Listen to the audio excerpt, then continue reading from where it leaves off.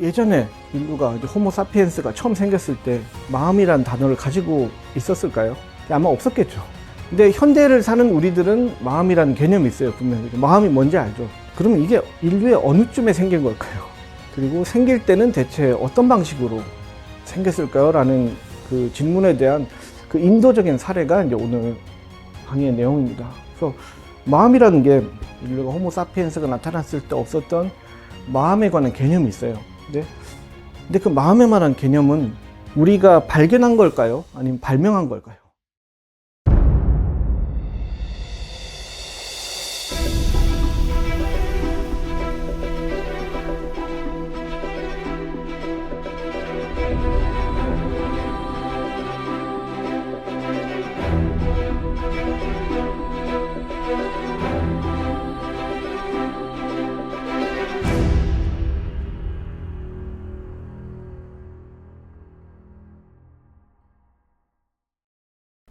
예, 안녕하십니까. 제가 이번 주부터 4주 동안에 이제 두 번째 강좌를 맡게 됐습니다. 그래서 좀 부담스럽긴 하네요. 제목을 재밌게 지었다고 하시니까. 제목에 상응하는 강의가 될지는 모르겠습니다. 그래서 그 4주 동안에 할 내용들을 간단히 말씀드리면, 첫 주차에 이제 마음의 고고학이라는 제목으로 그 첫 주차, 두 주차를 이제 강의를 하게 되겠습니다. 그래서 마음의 고고학이라고 하는 게 사실은 마음의 고고학이라는 말 자체가 말이 안 되죠. 그죠? 고고학이라는 이제 땅을 파가지고 옛날 유물을 이제 파는 학문인데, 이런 걸 땅 대신에 이제 그 문헌들을 좀 파가지고 옛날 사람들의 마음이 어땠는지, 마음이라는 개념이 어땠는지를 좀 살펴보는 시간을 가지도록 하겠습니다. 그래서 그리고 그 3주차에는 이제 악마의 인류학이라고 그래서 그 불교 문헌이나 아니면 인도 문헌에 계속 이제 악마라는 존재가 나오는데, 이제 마라 빠삐아스라는 존재예요. 그래서 마라 빠삐아스라는 존재가 대체 그 초기 불교 이후에 그 승려들 사이에서 어떤 위치를 가지고 있었는지, 그리고 그게 이제 마음의 개념과 관련해서 또 어떤 의미가 있는지, 이런 걸 3주차에 아마 살펴볼 예정입니다.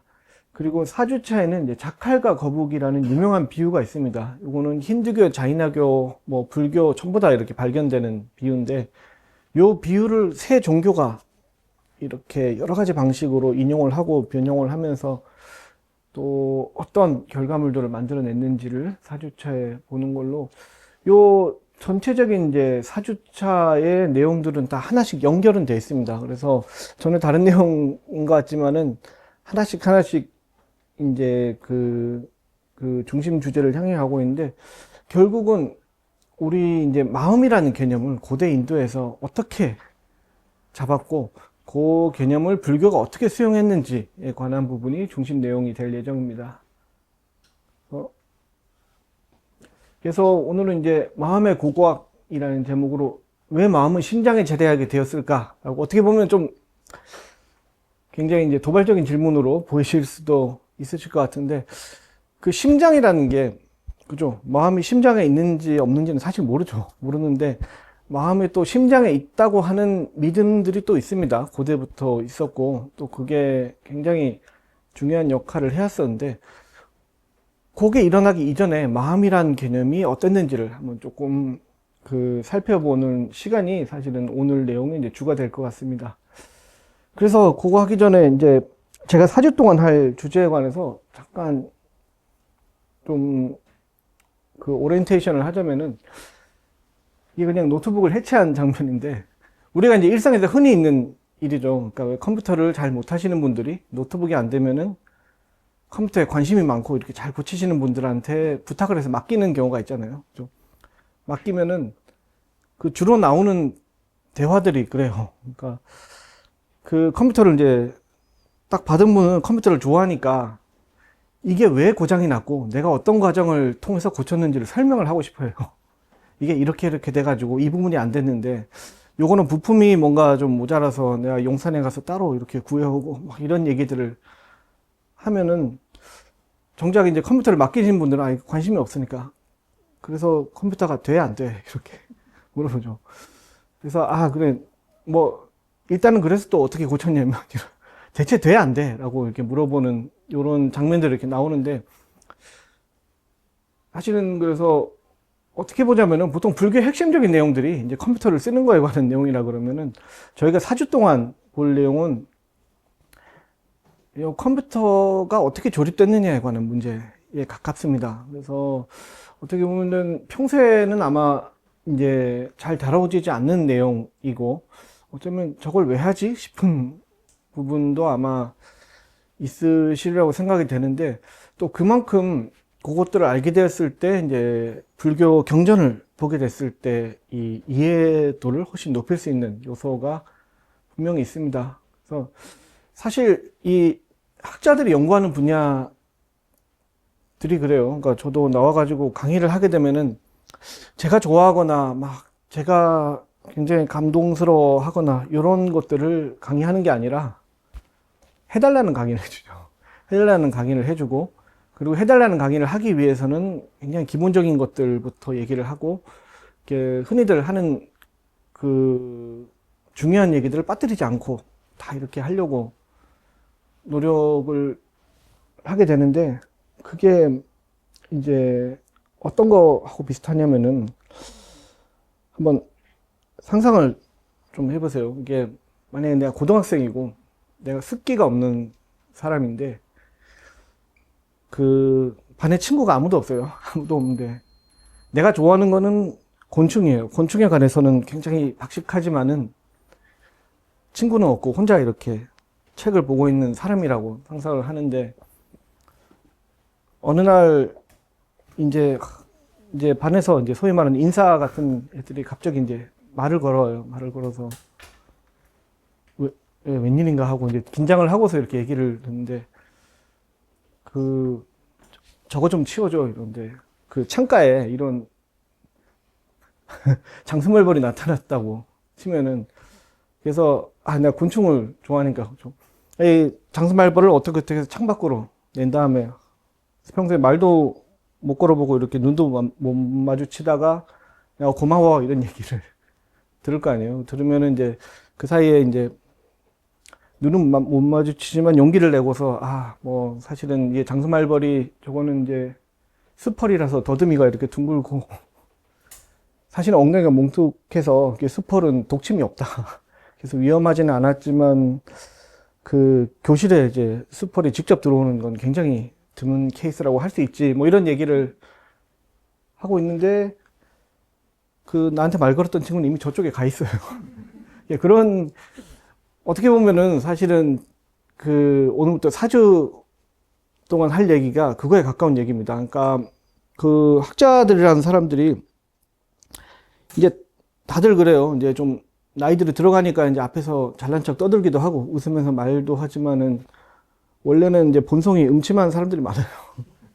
음침한 사람들이 많고 혼자 이제 자기가 재밌어하는 그 연구들을 막 진행하는 부분들이 많아서, 근데 반면에 또 그런 사람들만 이렇게 볼 수 있는 측면들이 있어서, 그 중에서 조금 문제가 될 만한 부분들, 그리고 다 같이 공유를 하면서 뭐 정답이 있다기보다는 좀 다 같이 좀 답을 찾아보고 고민을 할 만한 내용들에 대해서 4주 동안 진행을 하려고 합니다. 그래서 결국은 이제 이런 그 컴퓨터를 고치는 것 같은 그런 이제 얘기인데, 우리 흔히들 말해서 이제 그런 말 많이 하죠. 이게 달을 가리키는데 왜 달은 안 보고 손가락을 보냐라는 말들을 하는데, 어떻게 보면 학자들이 하는 연구는 손가락을 따지는 연구예요. 달을 본다기보다는 손가락이 어떻게 이루어져 있는가 하는 걸 보는 거고, 그리고 그죠? 이게 달이라는 것도 그냥 달을 놓는 거랑 이렇게 액자처럼 놓고 보는 거랑 전혀 다르죠. 다르고, 그리고 애초에 이제 이렇게 봤던 것도 이미 편집이 들어가 있는 달이에요. 그죠? 원래 달은 이렇게 하늘에 있겠죠. 하늘에 있는데 요걸 뚝 떨어져 가지고 손가락을 가리켜서 이제 보고 있고, 그리고 또 어떨 때는 같은 손가락이라도 그죠? 뭐 다른 방식으로 지시를 하면 또 전혀 다른 맥락이 되는데, 요 손가락에 해당되는 게 사실은 언어예요. 그 언어고, 그 언어적으로 어떻게 사용이 되고 언어적으로 어떻게 상황들을 설명을 했는지라는 게 그래서 굉장히 중요합니다. 그래서 이게 본질과 무관한 것 같지만은 요것들의 맥락을 이해했을 때 좀 본질에 대한 또 다른 또 이해를 추구할 수 있다고도 생각이 됩니다. 이거 이제 대략의 4주 동안 할 내용인데 내용은 아직 하나도 안 나왔죠. 그래서 오늘 볼 내용은 사실은 이제 요 컴퓨터 조립하는 첫 단계에 있는 그 인도의 고대인들 아니면 인류 전체의 고대인들이 쓰는 그 마음에 관한 기술들을 이제 보려고 합니다. 그래서 마음이라는 게 좀 그냥 단순하게 뭐 이렇게 어려운 질문이 아니라 생각해 볼 때 마음이 그 예전에 인류가 이제 호모 사피엔스가 처음 생겼을 때 마음이란 단어를 가지고 있었을까요? 아마 없었겠죠. 마음이라는 개념이 없었겠죠. 개념은 없었고. 근데 현대를 사는 우리들은 마음이라는 개념이 있어요. 분명히. 그죠? 마음이 뭔지 알죠. 뭔지 아는데, 그러면 이게 인류의 어느 쯤에 생긴 걸까요? 그리고 생길 때는 대체 어떤 방식으로 생겼을까요? 라는 그 질문에 대한 그 인도적인 사례가 이제 오늘 강의의 내용입니다. 그래서 마음이라는 게, 그죠? 그러니까 우리는 그러면 예전에 처음에 인류가 생겼을 때, 인류가 호모 사피엔스가 나타났을 때 없었던 마음에 관한 개념이 있어요. 근데 그 마음에 관한 개념은 또 단순한 질문입니다. 우리가 발견한 걸까요? 아니면 발명한 걸까요? 그것도 되게 어떻게 보느냐에 따라서 좀 다르겠죠. 그리고 이 질문과 덧붙여서 생각해 보면 마음이라는 게 우리 눈에 보이나요? 안 보이죠. 그죠? 마음 볼 수는 없어요. 근데 다들 마음이 있다고는 생각을 해요. 그죠? 근데 눈에 보이지는 않아요. 마음이 뭐 내 마음을 본다고 해서 보는 게 아니라, 그 내가 울고 불고 화도 내고 하는 게 이게 마음이지라고 하면 그건 그죠. 그냥 내 분노를 얘기하는 거죠. 내가 분노는 있을 수 있고, 예, 예. 마음과 감정이 같은 건가요? 마음요? 감정. 감정하고요. 지금 설명을 해드릴게요. 예. 그러니까 이 감정은 우리가 읽을 수가 있어요. 그죠? 내가 화난다는 감정이죠. 아니면 내가 두려워한다라는 감정은 내가 알고 있죠. 그죠? 알고 있는데, 내가 화나고 두려워하고 어떤 걸 사랑스러워하고 되게 즐거워하고 이런 감정들이 마음은 아니잖아요. 그죠? 그건 마음의 작용들이죠. 그죠? 근데 그것들이 보인다고 해서 마음이 또 보이는 건 아니에요. 그죠? 그럼 이런 우리의 이제 그런 마음의 작용들을 뭐 굳이 나누자면은 뭐 감정이 있을 수 있겠고, 아까 질문하신 것처럼 또 마음의 작용 중에서는 뭐 사유도 있겠죠. 그냥 생각이에요. 생각. 뭐 사고라고 할 수가 있겠죠. 아니면 우리의 감각도 있죠. 우리가 뭔가를 인식했을 때 뭔가 이렇게 보이는 상황. 그리고 아니면은 뭐 직감 같은 것도 거기에 포함이 되겠죠. 뭔가 탁 하고 느낌이 오는 그 직감, 뭐 영감이라고 얘기할 수 있는 것들. 근데 그것들을 다 합친 게 마음인가요? 또 그건 아니죠. 그죠? 그렇다고 그것들을 다 빼고서 다 이제 마음이 아닌 것들을 제거하고, 내 분노는 내 마음은 아니에요. 그죠? 분노는 내 마음의 작용이지. 그죠? 근데 분노를 빼고, 내 다른 감정들을 빼고, 내 사고를 빼고, 다 빼면은 마음이라는 게 이렇게 남는가 그러면은 좀 알기 힘들죠. 그죠? 진짜로 있을지도 모르고 없을지도 모르겠죠. 근데 우리는 그 빼고서 이렇게 이 관찰을 하기가 사실은 그 명상을 하지 않는 한은 좀 쉽지는 않아요. 근데 그럼 조금 더 들어가서 마음이라는 개념 말고 우리가 이제 감정이라고 얘기했던 뭐 분노, 뭐 애정, 아니 욕망, 뭐 두려움, 이런 것들은 실제로 우리 눈에 보이나요? 그것도 안 보이죠. 내가 분노를 하고 있다는 거는 사실은 나는 신체 작용을 통해서 알아요. 분노가 일어나면은 말을 더듬고, 그죠? 그러니까 다른 사람이 분노를 하고 있다는 것도 그걸 통해서 알아요. 그죠? 다른 사람이 말을 더듬거나 막 벌벌벌 떨거나 이러면 화가 났구나. 눈의 표정이 이렇게 눈빛을 보고 화가 났거나 하는데, 내 마음을 볼 때도 결국은 그렇게 나는 분노하고 있구나라고 알게 되는 거예요. 이거는 어느 정도 이제 사회적인 학습을 통해서 알게 되는 그런 면들도 있어요. 왜냐면 어떨 때는 내가 화났는지 안 화났는지 그것도 모를 때도 있어요. 근데 나중에 집에 와서 생각해 보니까 그때 내가 화났었구나라고 알게 되는 경우도 있기도 하죠. 그죠? 그러니까 그것도 알기도 힘들어요. 그러니까 이게 마음의 작용들이라는 것도 사실은 마음 자체도 정의하기 힘들지만 마음의 작용도 정말 그게 뭔지가 알기 힘든 면들이 있어요. 그죠? 그러니까 옛날에 그 왜 이용이라는 가수가 그 노래 가사 중에 그죠? 이렇게 사랑이란 어쩌고 이렇게 나가는 노래가 있잖아요. 그죠? 그 뭐 그 왠지 모른 척 해도 관심이 가는 게 사랑이야 이렇게 나가죠. 근데 그게 왜냐면 사랑이라는 것 자체가 정의가 안 되기 때문에 내 움직임을 가지고 정의를 하는 거예요. 그거 자체로는 사랑이라는 게 뭔가라는 게 정의가 안 되죠. 그죠? 근데 근데 왠지 모른 척 해도 관심이 있는 게 사랑이야 이러는데 그럼 여기서 또 질문을 할 수가 있죠. 그 문장 안에 있는 걸 질문을 하면 그러면 관심이란 뭔가요? 그럼 관심도 또 다시 또 비슷한 게 굴레에 이렇게 도는 거예요. 그러니까 우리의 마음에 있는 작용들이 되게 정의하기가 힘든데 우리는 어느새 아는 것처럼 쓰고 있어요. 그게 지금 이제 어떻게 보면 현대인들의 이 문화적인 이 저변에 있는 것들인데 요거를 고대인들도 그랬을까? 라고 보면은 사실 꼭 그렇지만 않아요. 그래서 그 고대인들이 쓰던 단어들을 보면은 인간의 내면이라는 게 대체로 고려되질 않습니다. 그러니까 마음이나 의식이나 이런 개념들이, 이런 단어들이 그 베다 때만 해도 잘 사용되질 않아요. 그러니까 베다가 어떻게 보면은 그 고대인들의 어떤 마음을 읽을 수 있는, 마음에 대한 개념을 읽을 수 있는 그 정말 잘 정리된 이 기적적으로 기록된 문헌인데, 근데 거기서 사실 인간의 내면이라는 표현들이 거의 잘 안 나와요. 그러니까 마음의 작용은 계속 나오는데, 그리고 외부와 그 내부 사이의 속성을 구분하는 것. 아, 외부는 이런 것들이고 내부는 이런 것들이다라는 요걸 이제 개념적인 이제 범주화라고 하죠. 근데 이런 구분이 굉장히 불분명한 편입니다. 그리고 이제 결국은 범주화가 뭐 이건 이거다라고 이렇게 나누는 건데 요거에 이제 후천적이고 문화적인 학습이 결국은 우리 마음의 운영체제라고 할 수가 있어요. 근데 운영체제가 조금 다르던 시대가 분명히 기록으로 남아 있는 거예요. 지금 현대인들하고는 조금 그래서 개념이 다릅니다. 그리고 이제 감정적인 작용은 뭐 다는 아니지만은 감정적인 작용 중에 내 안에서 일어난 게 아니라 외부의 신들이 이렇게 일으킨 거다라는 그런 그 사고방식이 많이 보여요.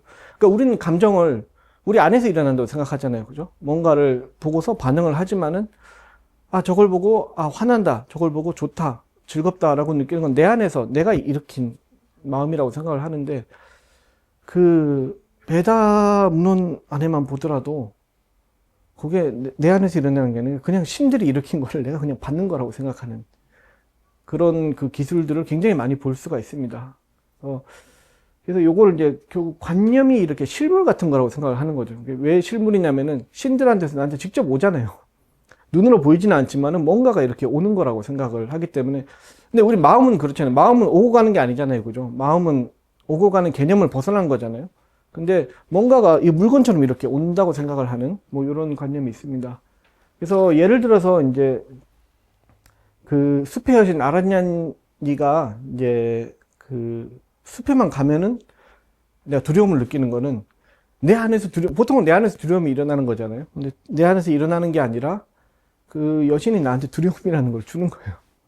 준다고 이제 생각을 합니다. 근데 되게 이상하죠. 되게 이상한데 그게 이제 현대인들하고 이런 운영 체제가 다르게 됐을 때 어떤 게 맞느냐라고 했을 때 우리 현대인들이 보기엔 그 사람들 되게 어떻게 보면 좀 바보같이 느껴지기도 하죠. 왜냐면 내 안에서 일어나는 마음인데 이걸 밖에서 오는 거라고 생각하는 것 자체가. 근데 한번 생각을 해보세요. 요 스마트폰이 이렇게 있습니다. 스마트폰에서 음악이 나오고 있는 게 보여요. 보이는데 음악이 대체 어디서 나오느냐라고 하면은 가능성은 두 가지 중에 하나겠죠. 하나는 MP3 파일이 이미 저장되어 있는 거예요. 그러니까 그 스마트폰 안에 이미 파일이 들어가 있는 거예요. 들어가 있어서 우리는 그거를 이제 그냥 재생을 해서 듣고 있고 뭐 이런 경우가 있을 수가 있고 또 다른 하나는 그냥 지금 뭐 데이터 수신을 해서 아니 와이파이로 이렇게 데이터 수신을 해서 음악이 계속 스마트폰에 들어오고 있는 상태가 있을 수가 있어요. 아니면 요즘에 라디오 앱도 키잖아요. 그죠? 라디오 앱에서 라디오가 계속 나오고 있는 경우 실시간으로 계속 받고 있는 거잖아요. 근데 음악이 나왔을 때 가능성은 두 개. 음악의 원천이 어디냐라고 하면은 스마트폰 안에 있거나 아니면 밖에서 계속 들어오고 있거나 둘 중에 하나인데 그거를 우리가 소리만 듣고 구분할 수 있나요? 소리만 듣고서 요 음악 소리는 딱 들어봐도 이거는 파일인데 라거나 이건 분명히 라디오인데 라거나 뭐 이거 알 수가 없죠. 그죠? 그러니까 음악 소리 자체는 그게 그 알 수 있는 단서가 전혀 없어요. 소리만 가지고는 거죠. 그러니까 그래서 누군가 핸드폰으로 음악을 틀었을 때 그거를 이 사람이 그냥 이 라디오 앱 같은 걸로 음악을 아니면 실시간 스트리밍으로 이렇게 수신을 하고 있는지 안에 있는 걸 재생하고 있는지를 알 수 있는 방법이 이제 전혀 없는 거예요. 요거랑 비슷하게 근데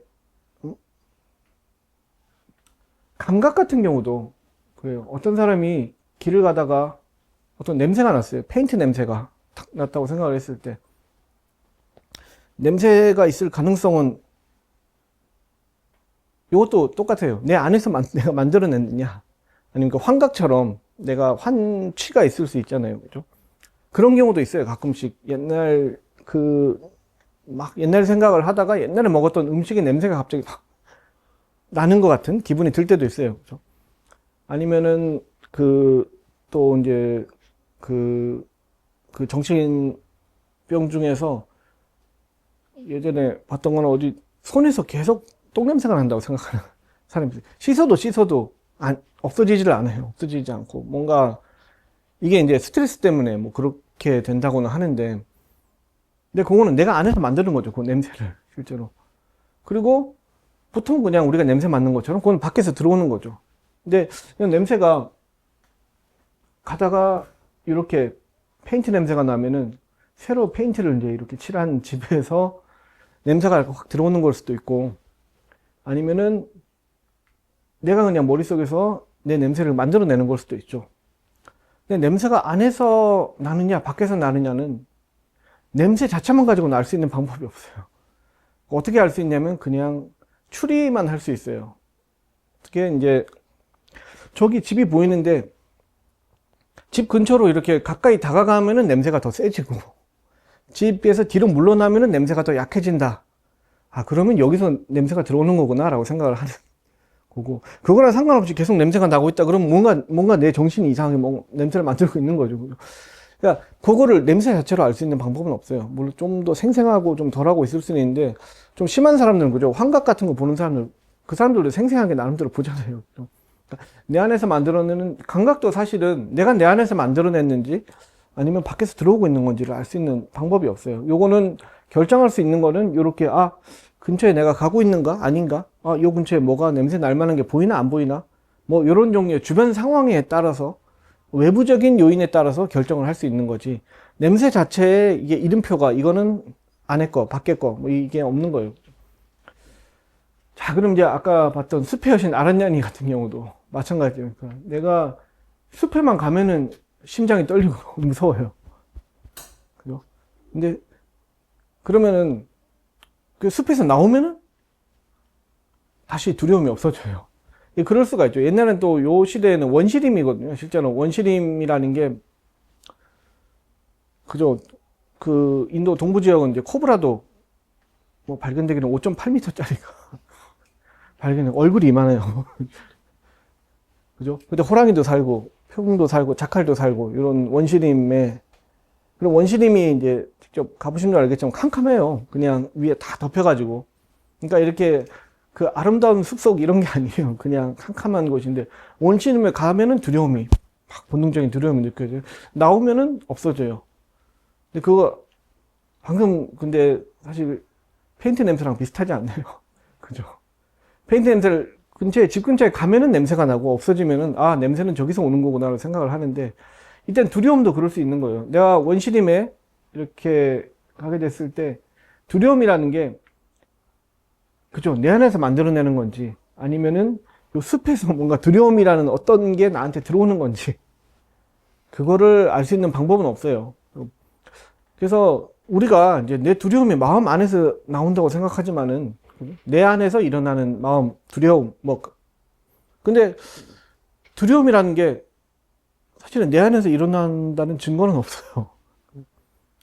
근데 이때 심장이 떨리지만 이건 그냥 내 육체적인 그냥 작용이잖아요. 그죠? 심장이 떨려서 이게 두려움이 심장에서 일어난다고 우리는 생각하기 쉽긴 하지만, 그렇다고 두려움이 심장이 만들어내는 건 아니잖아요. 그 심장이 뛰는 거는 어떻게 보면 두려움의 결과일 수도 있고, 그죠? 근데 그런 것처럼, 그러니까 이게 내 안에서 일어나는 감정들이나 이제 정서적인 작용들이 이게 내 안에서 일어나는 건지 밖에서 들어오는 건지, 어떤 두려움이라는 게 뭔가 이렇게 입자가 있어서 이렇게 들어오는 건지, 아니면 내 안에서 내가 일으키는 건지를 알 수 있는 방법은 사실은 없어요. 없는데, 다만 고대인들은 저게 밖에서 들어온다고 생각을 한 거고, 현대인들은 그게 안에서 일어난다고 생각을 하는 겁니다. 그래서 요거 이제 그림을 보면은 이게 무슨 동물처럼 보이시나요? 오리? 오리처럼 보이시죠? 두 가지. 그죠? 어떤 분은 토끼처럼 보이시는 분도 계실 거예요. 근데 이게 이제 만약에 제가 그림을 펴놓고서 여기 토끼 그림이 있습니다라고 얘기하면 아마 토끼처럼 보이셨을 거예요. 그죠? 근데 내가 요거를 처음에 여기 오리 좀 보세요라고 했으면 오리처럼 보셨을 거예요. 그죠? 그러니까 요거를 사실은 이제 헨슨이라는 사람이 어떻게 정리하면 이제 이런 종류의 그림들을 통해서 이걸 관찰의 이론 의존성이라고 얘기를 해요. 그러니까 관찰이라는 게 우리는 모든 걸 다 이렇게 백지로 놓고서 그냥 객관적으로 뭔가를 이렇게 관찰할 수 있을 거라고 우리는 생각을 하지만은, 모든 관찰은 내 저변에 있는 이론을 바탕으로 해서 이루어지고 있어요. 그렇게 볼 수밖에 없고, 그렇게 다르게 보이기도 하고. 아니, 왜 두 눈 똑바로 뜨고 보는데 뭘 못 보냐고 이제 생각을 하겠지만은, 그 에스키모인들은 북극 주변에 사는 이 눈에 관한 어휘가 20몇 개씩 있어요. 그죠? 근데 우린 해봤자 몇 개 안 되죠. 몇 개 안 되는데, 그 사람들은 거기 늘 이렇게 그런 곳에 사니까 그런 단어들이 있는데, 그 20몇 개를 그 사람들은 다 하나하나 구분하는데, 우리 눈을 그냥 딱 보고서 한번 20개 만들어 보라고 만들기 힘들죠. 그죠? 그 감각이 아예 다르니까요. 그죠? 그거는 이제 그 사람들이 거기서 자라오고, 나고 자라오고 계속 역사를 지내오면서 그동안에 사람들이 이렇게 분류하던 풍습, 아까 얘기했던 그런 범주화가 이게 문화적으로 습득됐을 때, 그럴 때만 이제 이것들을 알 수가 있는 거예요. 그죠? 다른 사람은 보여줘도 몰라요. 보여줘도 모르고. 이게 이제 어떤 것들은 그래서 훈련이 필요하기도 하고, 어떤 것들은 그냥 볼 수 있기도 한데, 근데 어떤 경우에든 우리의 관찰은 사실은 이론에 의존하고 있어요. 우리 저변에. 근데 그 이론이 있는지 없는지도 모르는 상태에서 보고 있는 거죠. 그러니까 내 마음이 아프다, 내 마음이 이렇다, 저 사람 마음이 저렇다라고 얘기를 할 땐 사실은 마음은 내 안에서 일어나고 있다는 이론에 기대서 우리는 계속 언어를 쓰다 보니까, 태어나서부터 계속 쓰다 보니까 사실은 이제 그렇게밖에 상상이 안 되는 측면이 있어요. 그러니까 그거를 이제 사실은 다른 면들을 보여주는 게 이제 베다인들의 어떤 마음 개념이라고 할 수가 있습니다. 그래서 관념이 실물이라는 표현이나 결국은 정서적인 작용이 신의 작용이라는 말들이랑 이제 연결이 됩니다. 그래서 분노라고 하는 것들이 이제 베다에서 보면은 개인의 감정이라기보다는 인간에게 전염되는 이제 성스러운 파괴적인 에너지로 나와요. 그러니까 루드라 신이 분노를 한다. 인드라 신이 이제 주로 이제 싸우는 신들이 분노를 했을 때 그 분노가 이렇게, 그 분노를 통해서 내 분노를 이렇게 나한테 분노가 일어나고 생각을 해요. 그러니까 나한테 분노가 일어났으면은 결국 이제 이 루드라 신이 이렇게 화난 거예요. 루드라 신이 화난 거고. 그래서 기도를 할 때도 루드라 신이시여 분노를 멈추소서 이렇게 얘기를 하게 되는 거예요. 내가 분노를 가라앉혀야지라고 생각을 하지 않는 거예요. 그러니까 그게 이제 우리의 어떤 이제 정서적인 작용과 이제 틀린 부분입니다. 그러니까 두려움이라는 것도 단순한 감정이 아니라 일종의 어떤 영적인 경고처럼 본질적으로 내가 이러면 안 되겠구나라고 주는 뭐 그런 상황으로 많이 이제 나오고, 그리고 이제 욕망이란 것도 사실은 우주적인 창조적으로 발휘되는 경우가 많아요. 그래서 리그베다에는 안 나오는데 아타르바 베다에 보면 아예 태초에 우주의 시작이 까마로부터 시작되는 것도 있어요. 그러니까 욕망으로부터 시작이 돼가지고 그 욕망이 사실은 우리 전체 모든 사람들한테 퍼져 있는 거죠. 이 모든 세계가 사실은 이제 욕망의 부산물로 이렇게 나오기도 합니다. 그래서 그 베다인들, 리그베다 같은 데 나오는 이제 표현법들을 보면 루드라의 분노가 내 안에서 타오르고 있다라고 표현을 합니다. 근데 이게 이제 현대인의 언어로 표현을 하자면은 이건 나는 화가 났다는 뜻이에요. 그러니까 내 안에서 내가 화가 난 게 아니라 루드라의 분노가 내 안에서 타오르고 있다라는 식의 그런 표현으로 이제 사용이 되고 있습니다. 그래서 이제 운영 체제가 다르다는 말을 좀 이해를 하시겠죠. 우리의 마음이랑 이제 운영 체제가 다른데, 요게 이제 언제 바뀌었냐면은 리그베다 안에서 이게 변화하는 게 좀 보여요. 그러니까 리그베다에도 이제 리그베다가 뭐 짧게는 몇백 년, 길게는 아마 1000년 이상에 걸쳐서 막 부가되고 허술되고 막 추가가 되고 이렇거든요. 그럼 이제 시대별로 사람들의 어떤 이 마음의 개념의 변화를 나눌 수가 있어요. 근데 이게 이제 힘든 거는 이제 1권이 제일 먼저 쓰여졌냐? 그럼 또 그건 아니에요. 이게 또 중간중간에 막 섞여 있기도 하고, 추가되어 있기도 하고, 어떤 건 되게 오래된 경우가 있기도 하고, 오히려 1권은 새로운 축에 속해요. 리그베다 10권 중에서. 그리고 나중에 리그베다 10권은 보면은 그래서 원래 이제 철학적인 주제에 관심이 없다가 이 우주의 시작이 어떻게 됐는지, 아니면 이제 이 우주의 인간의 태초의 모습이 어떤 건지, 이런 질문들도 나오기 시작합니다. 그래서 리그베다에 나타난 그 마음의 개념이 이제 변화하는 것들을 이제 살펴보려고 합니다. 자, 그래서 보통 이제 우리가 쓰게 될 용어는 마나스라는 용어예요. 오늘 이제 마나스라는 용어고, 인도 철학에서 불교, 뭐 힌두교, 자이나교 이제 모든 학파들이 사용하는 용어예요.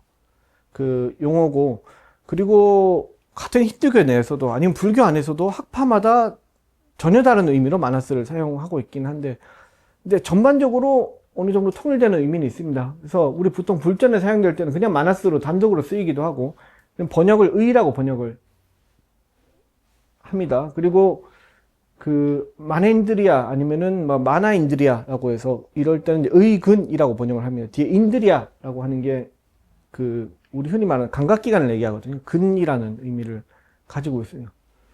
이 표현 자체도 사실은 되게 이상하죠. 왜 마음인데 왜 감각기관, 왜 근인가요? 라고 하는 질문이 있을 수 있는데, 그 내용에 관해서는 다음 주에 그냥 하도록 하겠습니다. 그리고 아니면 마노비지냐나라고 해서 의식이라는 말로도 쓰이죠. 이게 이제 마노비지냐나를 한자 문화권에서 번역하려고 만들어낸 말이 의식인데, 왜냐면 의라는 번역어도 따로 있었고, 이제 비지냐나에 대해서 식이라고 하는 번역어도 따로 있었는데, 뭐 그냥 그거를 합친 거죠. 근데 우리 현대어에서는 의식이라는 말을 많이 쓰는데, 그게 이제 영어 단어들을 번역을 할 때, 이제 consciousness 이런 것들을 번역을 할 때, 일본 사람들이 불교에서 흔히 쓰는 용어들을 이제 차용을 해가지고 의식이라고 이제 번역을 이렇게 하게 된 겁니다. 그래서 물론 이제 이 어원은 여기에 있지만 사실은 우리가 보통 의식이라고 얘기하는 거하고는 조금 개념이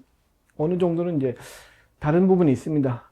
그래서 이제 요거 이제 정의들이 뭐 학파마다 다 다른데, 이걸 좀 추스려 보면은 뭐 의식 아니면 상상, 의지의 역할을 하는 마음이라는 의미를 지니기도 하고, 요 마나스라는 게 아니면 감각기관으로부터 받은 감각 정보를 분별하는 역할을 하는 것도, 내가 봤을 때는 그냥 그죠, 눈은 그냥 어떻게 보면 그냥 렌즈잖아요. 그죠?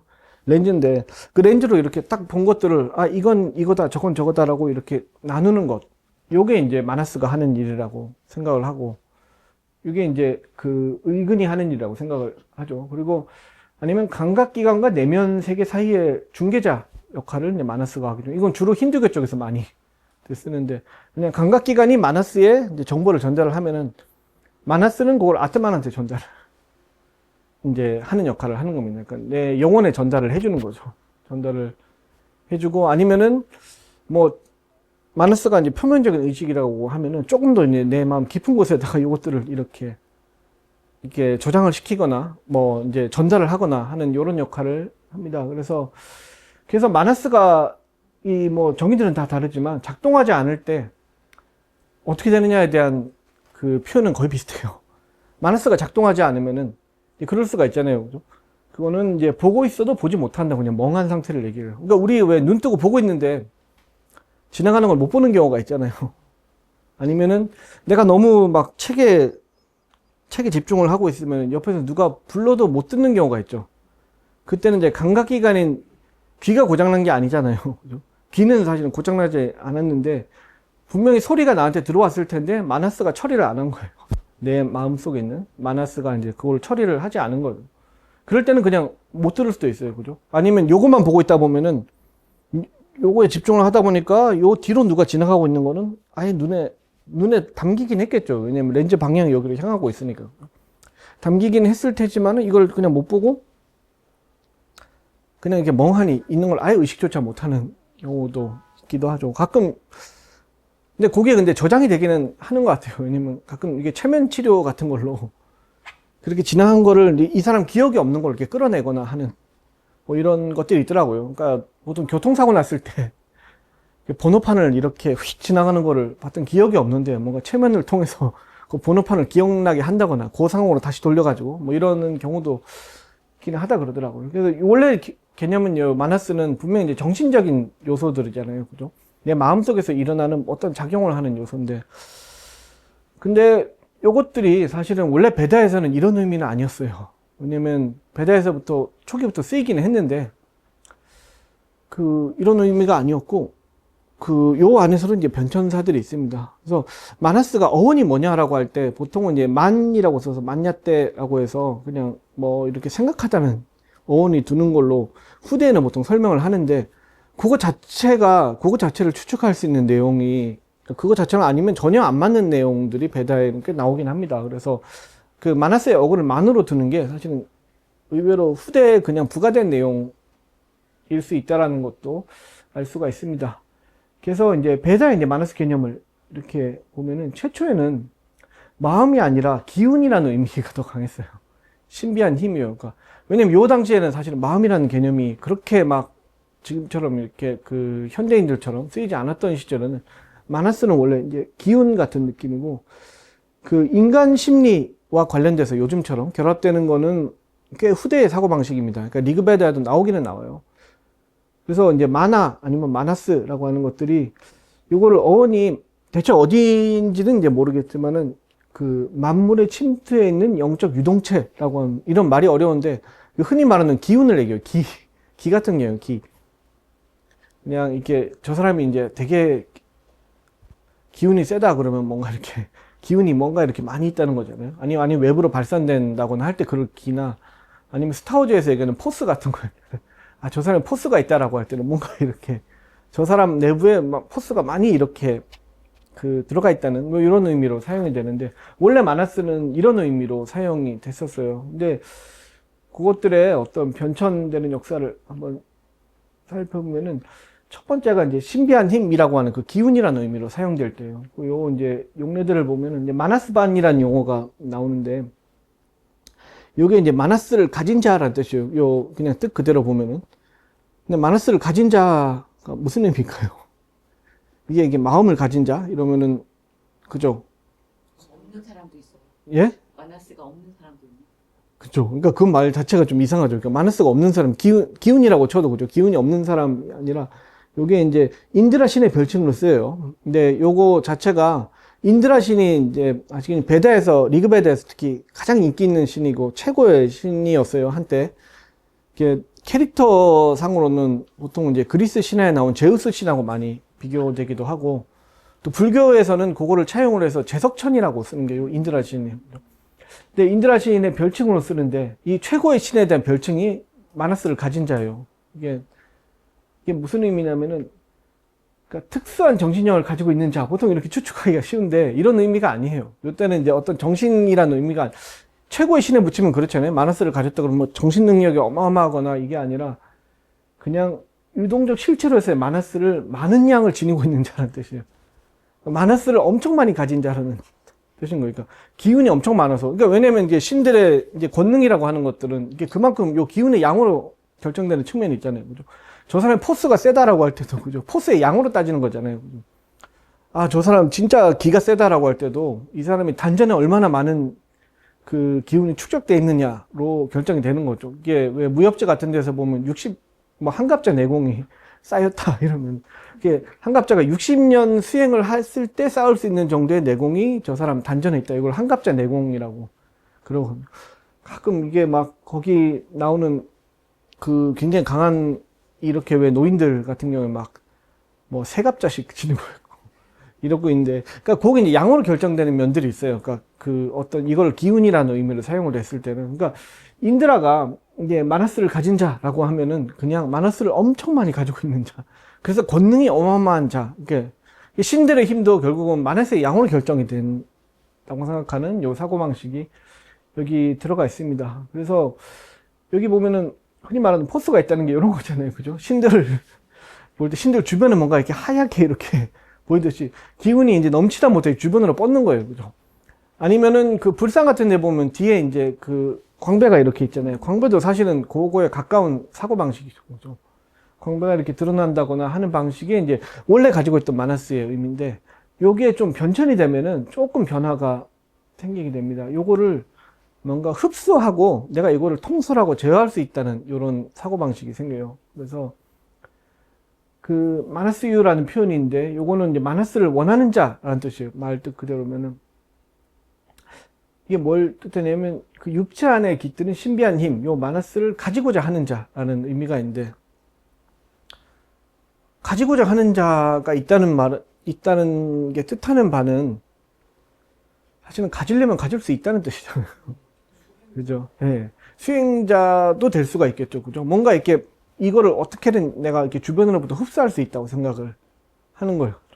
흡수를 할 수 있다고 생각해서 요 마나스를 원하는 자라는 이런 표현이 있다는 것 자체가 어떤 이 기운이 들어갔다 나왔다 할 수 있다는 걸 뜻하는 거예요. 그러니까 이 사람이 평생 가지고 있는 어떤 이 기운이 마나스가 그냥 있는 상태에서 평생 살다가 죽는 게 아니라 그냥 요 마나스를 내가 뭐 수행을 하면 더 끌어들일 수도 있고 아니면 특히 이제 그런 것들은 이제 고행 같은 걸 통해서 막 이렇게 이 마나스들을 흡수할 수 있다고 생각하는 이런 관념이 이제 들어가 있습니다. 또 하나는 마나스 빠띠라고 하는데 빠띠는 그냥 원래는 이제 그죠 이제 가주를 얘기하죠. 이제 주인을 얘기를 하는데 요 그대로 치면 마나스의 주인이라는 의미기도 하고 마나스를 통솔하는 자 이런 의미가 있습니다. 이것들은 신비한 힘을 통솔하는 자. 이게 마나스를 그냥 내가 가진 힘을 안에 놓고서 이렇게 그냥 담아두고만 있는 게 아니라 요것들을 움직여가지고 뭔가 힘을 낼 수 있는 자라는 의미가 있습니다. 그래서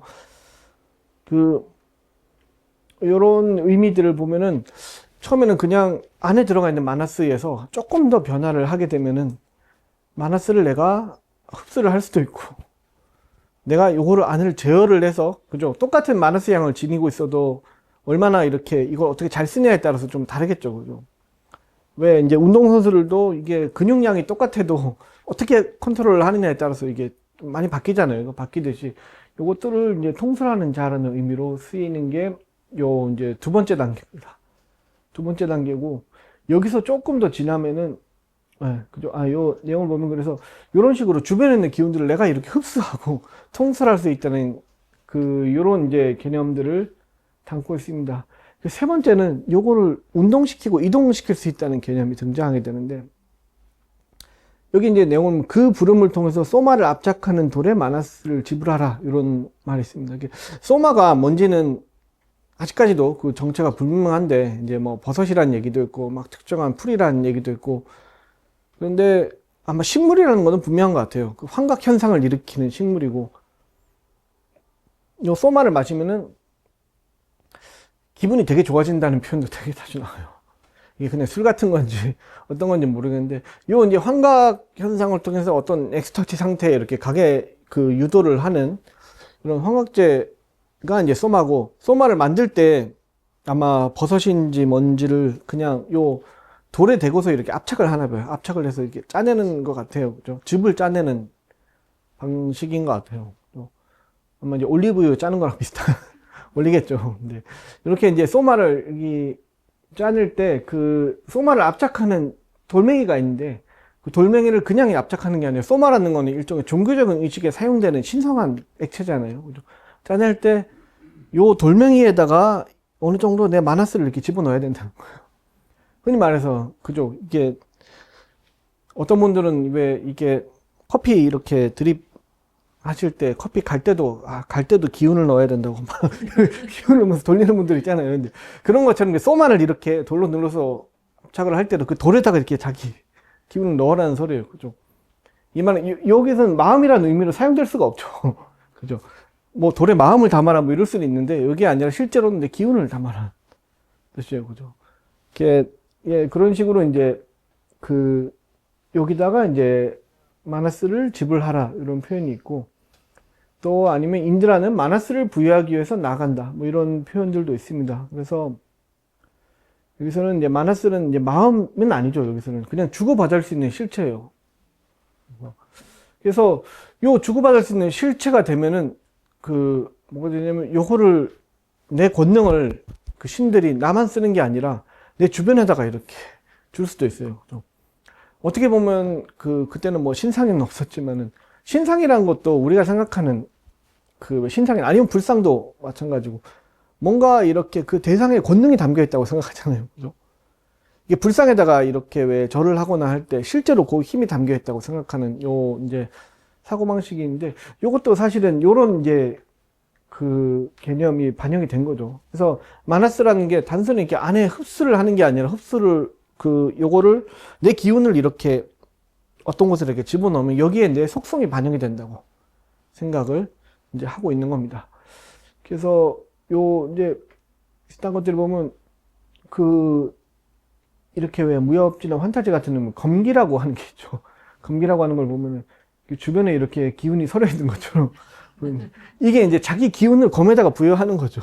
그럼 이제 절상력이 더 강해지고, 보통으로는 이렇게 못 자르는 이제 돌멩이도 검기를 이렇게 실어서 던지면 싹 이렇게 무처럼 잘리고 뭐 이런 이제 표현들이 있는데, 거기에 이제 내 기운을 이렇게 내 외부로 이렇게 담을 수가 있는 거죠. 이런 개념도 사실은 이제 아까 봤던 것처럼 기운을 내 외부로 줄 수 있다는 이런 그 개념이 반영된 거고, 사실 요 검기를 어느 정도 그 디자인을 반영한 게 스타워즈에서 쓰는 요 칼이기도 할 거예요. 그죠? 이런 것들이 이제 참조가 있다고 생각을 합니다.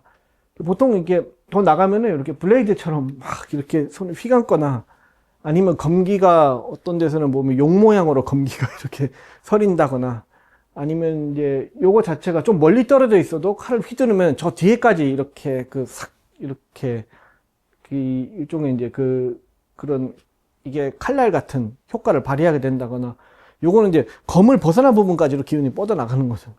뭐 요런 식의 개념도 여기에 해당이 되고, 아니면 보통 이제 치유를 할 때, 요거는 이제 아유르베다 같은 치유를 할 때 보면은 이제 요 미간에다가 이렇게 기운을 집어넣어서 이렇게 치유를 한다거나 요런 것도, 이제 그런 거 치유하는 사람들은 자기 기운을 이렇게 밖으로 내잖아요. 밖으로 내서 이제 기운을 다른 사람한테 불어 넣어주잖아요. 그죠? 불어 넣어주는 것도 내 안에 있는 기운을 밖으로 빼서 다른 사람한테 이제 부여해 줄 수 있다는 개념이 요 마나스에서 여기서 이제 나타나기 시작합니다.